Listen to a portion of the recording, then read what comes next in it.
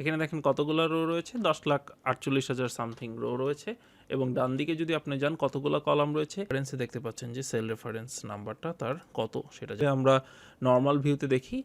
এছাড়া page layout view রয়েছে। Page layout ভিউতে আপনার একটা পেজে ডকুমেন্টটা কীভাবে দেখেন, তো আপনি শিফট ধরে রেখে একটা রেঞ্জ সিলেক্ট করতে পারেন। প্রথম একটা সেলের কাছে যাবেন, তারপরে সেই শিফট ধরে রেখে ডাইনে গেলেন এবং নিচে গেলেন।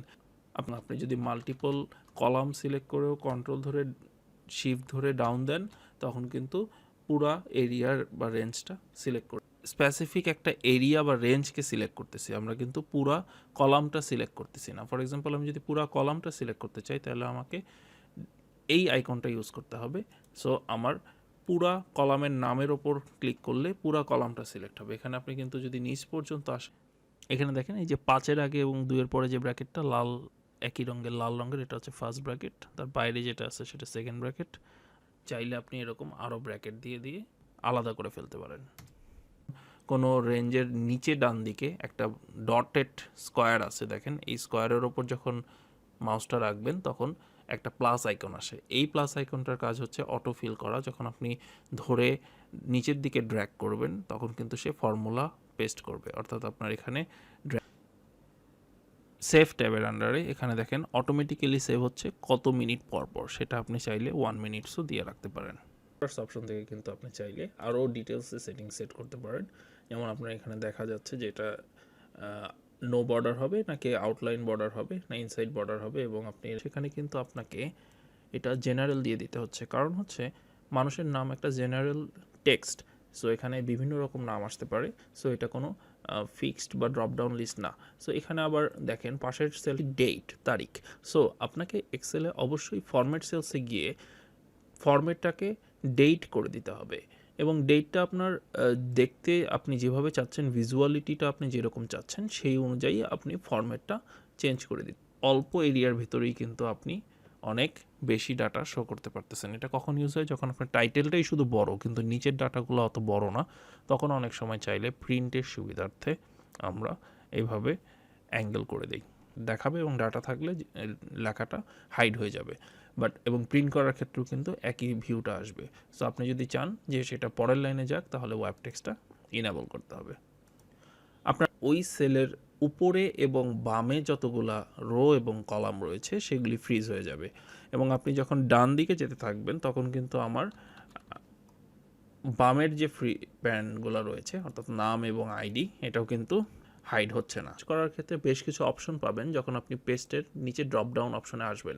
এই বাটনগুলো প্রত্যেকটার ইন্ডিভিজুয়াল কাজ রয়েছে এবং আপনাকে জেনে নিতে হবে কোনটা কী কাজ এবং কখন সেটা কিভাবে ব্যবহার করে। ফরম্যাট পেইন্টার বাটনটা ক্লিক করতে হবে। ফরম্যাট পেইন্টার বাটন ক্লিক করলে দেখবেন কপি হয়ে যাওয়ার মতো একটা আইকন এসেছে। সো আপনি যখন দেখছেন যে কপি হয়ে গেছে, তখন আপনি যে এরিয়াতে আপনি ফরম্যাট পেইন্টারটা অ্যাপ্লাই করতে চান সেই এরিয়ার প্রথম সেলের ওপর মাউস রেখে লেফট বাটন ক্লিক করলে ফরম্যাট পেইন্টারটা হয়ে যাবে। এটার শর্টকাট হচ্ছে কন্ট্রোল স্পেস। সো কিবোর্ডে control plus space button click করলে আপনি পুরা কলামটা সিলেক্ট করে ফেলতে, যেই রেঞ্জটুকু সিলেক্ট করব সেই রেঞ্জের প্রথম সেলটা এবং লাস্টের ডান দিকের সেলটা। আমি যদি মাল্টিপল কলাম সিলেক্ট করি তাহলে আমার প্রথম সেলটা হচ্ছে C2 এবং লাস্টের সেলটা হচ্ছে E11। সো মাঝখানে একটা কোটেশন। সো আপনি সেল রেফার করলেন হচ্ছে আপনার এই এরিয়াটুকু। সো এবং এই এরিয়াটুকুর যোগফল সে দেখালো। তো এই লজিকটা যখন আপনি কপি পেস্ট করবেন, তখন আপনি যেখানেই সেটা কপি পেস্ট করেন, তার লজিকটা কিন্তু এক্সেল শিখেছে তার বাম সাইডের সাথে, তার উপরের সাথে আরও 2 ঘর উপরে যে সেলটা রয়েছে সেই সেলটা গুণ করতে বলছে। সো সে কিন্তু বুঝতে পারতেছে না যে আমাকে বাম সাইড বলতে বোঝানো হয়েছে এই 2 লাখ টাকা। সে কিন্তু বুঝতে পারতেছে না আমার উপরের সেল বলতে বোঝানো হয়েছে এই 11। সো সেই ক্ষেত্রে আপনাকে কি করতে হবে, রিলেটিভ এবং অ্যাবসোলুট রেফারেন্স দিয়ে ডলারটা ব্যবহার করতে হবে। যদি চান তাহলে কিন্তু B1কে নামকরণ করতে পারেন ইন্টারেস্ট, এবং ফর্মুলার ভিতর কিন্তু আপনি লিখতে পারেন ইন্টারেস্ট। আপনি যখন বড় শিটে কাজ করবেন, বারে বারে সেল রেফার করার জন্য আপনাকে এরিয়া সিলেক্ট করা লাগবে, তখন কিন্তু আপনি চাইলে নেম ডিফাইন করে রাখলে আর কষ্ট করে এরিয়াটা খুঁজে বের করতে হবে না। জাস্ট খালি কিওয়ার্ড দিয়ে নামটা লিখে রাখলে আপনি লিখলেই কিন্তু হয়ে যাচ্ছে। তো তো আপনি চাইলে কিন্তু এফএক্স বাটনে ক্লিক করলে দেখতে পারবেন যে সাম ফাংশনের অবজেক্টিভটা কি এবং এখানে আপনি টোটাল কতগুলা দিতে পারবেন, যেমন 255টা রেঞ্জ আপনি দিতে পারবেন। আর যদি আপনি এন্টায়ার সেল ইনেবল করে দেন তাহলে সব সেল যদি মিলে তখনই শুধুমাত্র নেবে, অর্থাৎ একটা সেল, অর্থাৎ মাঝখানে যদি কোনো একটা অংশ যদি মিলে যায় তাহলে হবে না, পুরো সেলটাই মিলতে হবে। আর একে ম্যাচ কেসে টিক চিহ্ন দিলে আপনাকে বড় হাত ছোট হাত মিলাইতে হবে, তারপর যদি মিলে যায় তারপরে সে রিপ্লেস করবে। ডাটা ভ্যালিডেশনের কাজ হচ্ছে আপনি যখন কোনো ডাটা ইনপুট করবেন সেটা যেন পারফেক্টলি ইনপুট হয় এবং ভুল ডাটা ইনপুট হওয়ার চান্স না থাকে, এবং যেই ফরম্যাটে হওয়া উচিত সেই ফরম্যাটে হয়। For example date of birth, কখনো ডেট বাদে অন্য কোনো কিছু ইনপুট করেন তখন মাইক্রোসফট এক্সেল সেটাকে ব্লক করে দিবে। বা আপনি যদি ভুল ফরম্যাটেও এন্ট্রি করেন, ফর এক্সাম্পল 31/1/2019, তখন কিন্তু সেটা ইনপুট নিচ্ছে না। আপনাকে তখনই সে অ্যালাউ করবে ডাটা ইনপুট করার যদি আপনি ইনপুটটা ফরম্যাট অনুযায়ী করেন, যেমন 31 জানুয়ারি 1990। নর্মাল ফরম্যাটিংয়ে আমরা যখন কোনো সেলকে ফিল দেই বা কোনো ফরম্যাট চেঞ্জ করি তখন কিন্তু সেটা আমাদের ম্যানুয়ালি করতে হচ্ছে। তবে এই কাজটাই যদি আপনি কন্ডিশনাল ফরম্যাটিং দিয়ে করেন তাহলে সে সেলের কন্ডিশনের উপর ডিপেন্ড করে, ডাটার উপর ডিপেন্ড করে ডিসিশন নেবে যে ফরম্যাটিংটা কি হবে। ওকে, সো এইরকম অনেক রিপোর্ট আপনি চাইলে কিন্তু কন্ডিশনাল ফরম্যাটিংয়ের ম্যানেজ রুলসে গিয়ে দেখতে পারেন আপনি কি কন্ডিশন অ্যাপ্লাই করেছেন। সেই ক্ষেত্রে আপনি যখন মাল্টিপল সর্ট করা লাগে তখন সর্টের বাটন ক্লিক করে কাস্টম সর্ট বাটনে ক্লিক করতে হয়। কাস্টম সর্টে আপনি দেখেন এখানে কিন্তু আমার ক্রাইটেরিয়া কয়টা আছে, একটা। সো আমাকে নেক্সট লেভেল অ্যাড করতে হবে, অ্যাড লেভেল। আমার লেভেলটা কি? আমার লেভেল হচ্ছে ডেট অফ জয়নিং।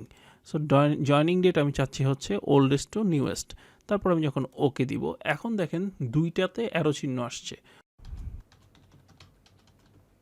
সো আমার প্রথম ইফের ব্র্যাকেট ক্লোজ করব, সেকেন্ড ইফের ব্র্যাকেট ক্লোজ করব, করে এন্টার দিব, দেখেন নট অ্যালাউড। সো আপনার যখন বয়স 21 হচ্ছে তখন আপনি অ্যালাউড, আপনার যখন বয়স 18 হচ্ছে কিন্তু নট অ্যালাউড, কিন্তু আপনি যদি জেন্ডার ফিমেলকে দেখেন এখানে কিন্তু অ্যালাউড। ইফের কোনো ফর্মুলা বানানোর আগে দেখতে হবে আপনার রেজাল্ট কয়টা এবং লজিক কয়টা টেস্ট করতে হবে, সেটা কি অ্যান্ড দিয়ে টেস্ট করতে হবে নাকি অর দিয়ে টেস্ট করতে হবে। গুণও যদি কোনো শর্তের সাথে মিলে গেলে তাহলে গুনবে, তাহলে যোগ করবে বা তাহলে অ্যাভারেজ করবে। এখন শর্তটা একটা হতে পারে বা মাল্টিপল শর্ত হতে পারে। সো এখানে জোনের নামগুলো আছে, আমার একটা রিপোর্ট দরকার টোটাল প্রত্যেকটা জোনের টোটাল স্যালারি কত। সো সেক্ষেত্রে আমার যোগ করতে হবে, এই ফিল্ডগুলোতে যোগ করতে হবে, কিন্তু সবগুলো না, যেগুলো শুধু এই জোনের সাথে মিলে যাবে। এবার দেখেন আমি যখন এন্টার দিচ্ছি রেজাল্ট আসছে 2, অর্থাৎ টাঙ্গাইলে 2জন মেল এমপ্লয়ি রয়েছে। সো আপনি যখন এটা ড্র্যাগ করবেন তখন আপনি কিন্তু রেজাল্ট পেয়ে যাচ্ছেন কোন এরিয়ায় কয়জন এমপ্লয়ি রয়েছে। সো সাবটোটালের কাজ হচ্ছে প্রত্যেকটা এরিয়ার পর পর একটা করে যোগফল ক্রিয়েট করে দেওয়া।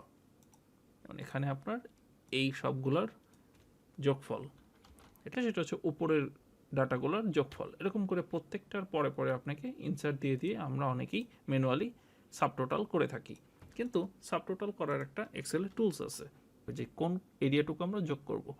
তারপরে অ্যাজ ইট ইজ রেখে আমি যখন ওকে দিব তখন দেখেন সে কিন্তু প্রত্যেকটা এরিয়ার পরপর একটা করে সাবটোটাল অর্থাৎ টোটালের ঘরে এনেছে এবং আপনি দেখতে পাচ্ছেন এখানে কিন্তু সে যোগ করে দিয়েছে। ভিলুকাপের কাজ হচ্ছে কোনো নির্দিষ্ট টেবিল বা ডাটাবেস থেকে ইউনিক আইডির উপর ভিত্তি করে ডাটা টেনে আনবে।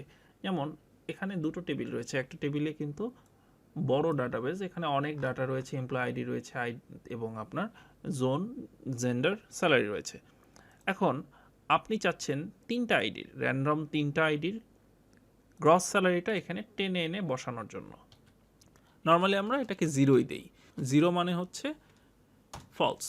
সো আপনার 18,000 টাকা এসেছে 62, অর্থাৎ এই আইডিটাকে সে খুঁজছে, এখানে খুঁজতে খুঁজতে যখন এই আইডিটা পেয়ে গেছে তখন সে 4 নাম্বার কলামে 18,000 টাকাকে কপি করে নিয়ে এসে এখানে পেস্ট করছে। ইন্ডেক্স অ্যান্ড ম্যাচের একটা অসাধারণ উদাহরণ হচ্ছে আপনি যখন অনেক বড় ডাটাবেস থাকবে, বিশাল বড় ডাটাবেস, এবং এখান থেকে আপনার স্পেসিফিক কিছু এমপ্লয়ির ডাটা দরকার, সেটা আরও অনেক বেশি জনের হইতে পারে, যেটা এক্সাম্পল হিসেবে দেখানো হচ্ছে, তখন কিন্তু আপনাকে অনেকগুলো ভিলুকআপ দিতে হবে, 1টা 2টা 3টা 4টা 5টা 6টা, এবং যতগুলো ফিল্ড আছে সবগুলোতে কিন্তু আপনার ভিলুকআপ টানতে হবে। সো ইন্ডেক্স ম্যাচ দিয়ে করলে সেটা কতটা ফাস্টার হয় দেখেন আপনি, যদি আমাদের এই এক ফর্মুলা দিয়েই কিন্তু আমরা সবগুলা কমপ্লিট করে ফেলতে পারি। আমরা ডান দিকে একটা টান দিব এবং নিচে একটা টান দিব এবং আমাদের রিপোর্ট রেডি হয়ে যাবে। ব্যাকএন্ডে কিন্তু আরেকটা ক্যালকুলেশন আছে যেটা দিয়ে ডেট অ্যাকচুয়ালি ক্যালকুলেট বা স্টোর করা হয়। একটু ডিটেলসে যদি আমরা দেখি, এখান থেকে যদি ক্লিয়ার ফরম্যাট দেই তাহলে আপনি দেখতে পাবেন 19,045। তাহলে এই 19,045 নিশ্চয়ই একটা মিনিং আছে। অ্যাকচুয়ালি একটা ডেট থেকে একটা ডেট কত দিন বা কত বছর, কত মাস, কত দিন, এই ক্যালকুলেশনটা আমরা এখন শিখব। এই ফর্মুলাটার মাধ্যমে আমরা কিন্তু কত বছর, কত মাস, কত দিন ক্যালকুলেট করতে পারছি, ইভেন আলাদা সেল ছাড়াই। আমি একটা রিকোয়েস্ট রিসিভ করেছি 6 নভেম্বরে এবং সেটা 15 দিন টাইম লাগবে প্রসেস করতে, 15 ওয়ার্কিং ডেজ। তো 15 দিন পর কোন তারিখে ডেলিভারিটা হবে সেই তারিখটা কিন্তু এখানে দেওয়া হচ্ছে। এখানে এন্ড ডেট থেকে স্টার্ট ডেট যদি আমি বিয়োগ দিতাম তাহলে কিন্তু দেখাতো 60 ডেজ। আসলে কিন্তু 60 ডেজ না, হলিডেজ গভর্নমেন্ট হলিডেজ বাদ দিলে টোটাল 40 নিট ওয়ার্কিং ডেজ থাকে। আমি যদি ডিউটি আওয়ার্স বের করতে চাই যে সকাল 8টা থেকে রাত সন্ধ্যা 5টা পর্যন্ত কত ঘন্টা কাজ করছে, এটা খুব সিম্পল, ইজ ইকুয়াল টু আপনার এন্ড মানে বড় টাইমটা মাইনাস ছোট টাইমটা মাইনাস করলে কিন্তু রেজাল্ট এসে যাচ্ছে যে 8 ঘন্টা 15 মিনিট কাজ করছে। কিন্তু এটা যেই ফরম্যাটে আছে সেটা কিন্তু টাইম ফরম্যাটে আছে, যে কারণে এটা আন্ডারস্ট্যান্ডেবল হচ্ছে না যে 8টা 15 বাজছে 7টা 12 বাজছে, আসলে একটা 7 ঘন্টা 12 মিনিট। এটাকে কিন্তু আপনি ফরম্যাট সেলসে গিয়ে কাস্টম ফরম্যাটিংয়ের ভিতরে একটা অপশন আছে, টাইমে কিন্তু লজিকও ব্যবহার করতে পারেন। যেমন আপনি যদি লেট ক্যালকুলেট করতে চান যে 9:30টার পর যারা ঢুকেছে তারা লেট, সো সেক্ষেত্রে আপনি সেটা ক্যালকুলেট করবেন কীভাবে, ইজ ইকুয়াল টু ইফ অর্থাৎ ব্ল্যাঙ্ক দুইটা কোটেশন এন্টার দেন। এখন দেখেন আপনি এই ফর্মুলাটার মাধ্যমে কিন্তু যারা 9:30টার পরে আসছে তাদের কিন্তু আপনি লেট আইডেন্টিফাই করতে পারতেছেন। আমরা অনেক সময় একটা বড় ফিল্ডের ভিতরে একটা ডেট ফর্মুলার মাধ্যমে টেনে আনি, সেই ক্ষেত্রে দেখা যায় যখন আমরা ফর্মুলার ভিতরে ডেটটা টেনে আনতেছি তখন কিন্তু ডেট ফরম্যাটে থাকতেছে না, সেটা হচ্ছে র ডাটা যেটা 43,600 এরকম হয়ে যাচ্ছে, যেমন লাস্ট ডিউ ডেট। এখন এটাকে এই ফর্মুলাটাকে যদি আপনি কপি করে নিয়ে এখানে পেস্ট করেন তাহলে কিন্তু এই B17 জায়গায় যখন আপনি এই ফর্মুলাটা দিবেন তখন কিন্তু আপনার ডেটটা পারফেক্টলি দেখাবে। এখানে আপনি চাইলে কিন্তু অল্টার এন্টার দিয়ে এক লাইন নিচে নামাই দিলেন, লেটারটা দেখেন ইয়োর বিল ইজ 520 টাকা এবং তারিখ ফরম্যাটটা কিন্তু সে অ্যাকসেপ্ট করে নিয়েছে। এখানে কিন্তু জেসমিনের জন্য 7টা ক্যারেক্টার, সো সে সেখানে কাউন্ট করেছে 7টা ক্যারেক্টার থেকে স্পেস 7 নম্বরে আছে, তো 7টা ক্যারেক্টার থেকে এক বাদ দিয়ে যে 6টা ক্যারেক্টার JESMIN ওই 6টা ক্যারেক্টারকে সে নিয়ে আসছে।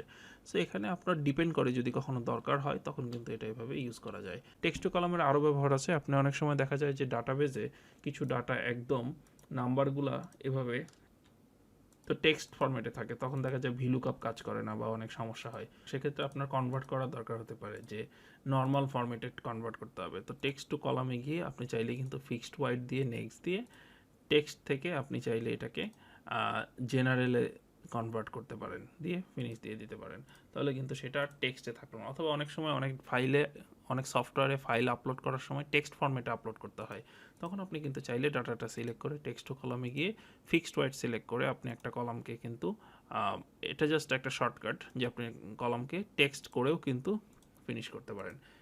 ভেরি কমনলি ইউজড বাট সবচাইতে হার্মফুল যে টুলসটা সেটা হচ্ছে মার্জ করা সেলকে।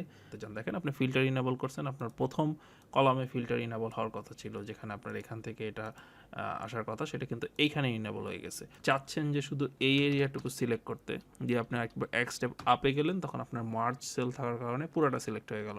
ঢাকা ওয়ান আপনি যদি পুরাটা সিলেক্ট করে মার্জ করেন তখন কিন্তু এটা দেখতে সুন্দর লাগলেও এটা কিন্তু কোনো ডাটাবেজ ম্যানেজিং সিস্টেম না। যখন আপনি ডাটা ম্যানেজ করবেন তখন কিন্তু আপনি এখানে ফিল্টার ইনেবল কাজ করবে না, আপনার সামি ফর্মুলা কাজ করবে না এবং অনেক কিছুই কিন্তু লজিক্যালি তখন কাজ করতে পারবেন না। সো এরকম অনেক ভুল হয় বা অনেক প্রবলেম হয়। খুব আর্জেন্ট না হলে নর্মালি রো এবং কলাম মেনটেন করবেন, কোনো মার্জ সেল করার দরকার নাই। যদি আইডি মিলে যায় তাইলে কিন্তু আমরা ডিলিট করে দেব, দিয়ে ওকে যদি দেন তাহলে দেখেন এখানে 3 duplicate funds and 17টা unique data রয়ে গেল। ওকে দিলেন, এখানে পাসওয়ার্ডটা আবার দেওয়ার পরে আপনার সকল সেলই কিন্তু লকড হয়ে গেছে, আপনি কোনো জায়গাতেই কোনো ডাটা ইনপুট দিতে পারবেন না, যেটাই এন্ট্রি দিতে চান সে ব্লক করবে, কিন্তু আপনি এখানে এন্ট্রি দিলে এটা এন্ট্রি হচ্ছে, কারণ এই সেলগুলো হচ্ছে আনলক সেল। সো আপনি অনেক সময় যখন বিভিন্ন রিপোর্ট চাবেন কোনো টিমের কাছে বা কোনো ফিল্ড ফোর্সের কাছে বা বড় কোনো ফ্যাক্টরিতে বা অন্য কোনো জায়গা থেকে ডাটা যখন আসবে তখন কিন্তু আপনি চাইলেই পুরো রিপোর্টের ফরম্যাটটা ডিজাইন করে ফাইলের যেই জায়গাগুলোতে ইনপুট দেওয়া লাগবে সেগুলি আনলক করে পুরো শিটটা প্রোটেক্ট করে পাঠাতে পারেন। তো সেক্ষেত্রে আপনার ফরম্যাটটা কিন্তু ঠিক থাকবে। খুব দ্রুত রিপোর্ট জেনারেটের জন্য পিভট টেবিল একটি অসাধারণ টুল। আপনি কিন্তু চাইলে মাল্টিপল ফিল্টারও দিতে পারেন, যেমন আপনি প্রথমে দিলেন কন্টিনিউইং এমপ্লয়ি এবং আরেকটা অপশন দিলেন ব্লাড গ্রুপ, অর্থাৎ এ পজিটিভ ব্লাড গ্রুপের কোন জোনে কয়জন লোক আছে সেটা কিন্তু আপনি এখান থেকে জানতে পারলেন। পিভট টেবিলের আরেকটা মজার বিষয় হচ্ছে আপনি যখন ডবল ক্লিক করবেন কোনো ভ্যালুর ওপর তখন কিন্তু সে সামারি রিপোর্ট দিবে, অর্থাৎ এই কয়জন এমপ্লয়ির ব্লাড গ্রুপ এই।